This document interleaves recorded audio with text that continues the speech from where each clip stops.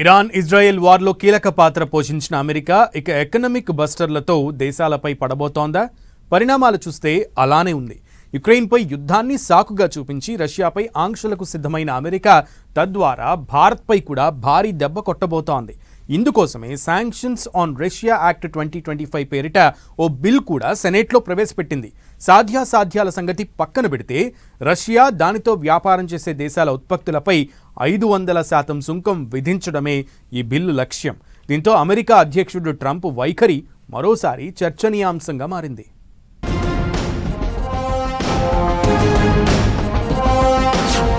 భారత్ను మరోసారి ఇబ్బంది పెట్టేందుకు ట్రంప్ రెడీ. రష్యా శాంక్షన్స్ బిల్ని సెనెట్లో ప్రవేశపెట్టిన అమెరికా. బిల్ పాస్ అయితే భారత్ ఉత్పత్తులపై 500% వరకు పన్ను. ఇరాన్ ఇజ్రాయెల్ వార్ మధ్యలో వీలైనంతగా ఇరాన్ను నష్టపరిచిన ట్రంప్ ఇప్పుడు రష్యాపై పడ్డట్లు కనిపిస్తోంది. ఇందుకోసమే తాజాగా రష్యా శాంక్షన్స్ యాక్ట్ ఆఫ్ 2025ని సెనెట్లో పెట్టారు. దీని ఉద్దేశం ఏమిటంటే రష్యా తాలూకు క్రూడాయిల్, ఇతరత్రా వస్తువుల ఉత్పత్తులను కొనుగోలు చేసే దేశాలపై అమెరికా భారీగా సుంకం వేస్తుంది. అంటే రష్యా నుంచి ఏ దేశాలైతే ఉత్పత్తులను కొంటుంటాయో ఆ దేశాలపై తమ దేశంలో భారీగా పన్ను విధిస్తామని అమెరికా చెబుతోంది. ఈ లెక్కన రష్యాతో ఎవరూ వ్యాపారం చేయరనేది ట్రంప్ మొదనష్టపు వ్యూహంగా తెలుస్తోంది.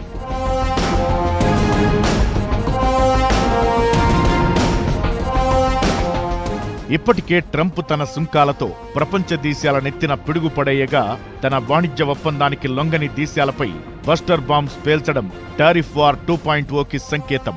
అందులో భాగంగానే ముందు రష్యా చైనాలను తన దారిలోకి తెచ్చుకోవాలని చూస్తున్నట్లు సమాచారం. అలా చేస్తే రష్యా తన షరతులకు అంగీకరిస్తుందని ట్రంప్ అనుకోవచ్చు.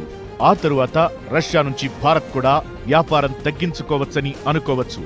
కానీ అమెరికా చెప్పినట్టల్లా ఆడటానికి భారత్ పనికిమాలిన పాకిస్తాన్ కాదు కదా.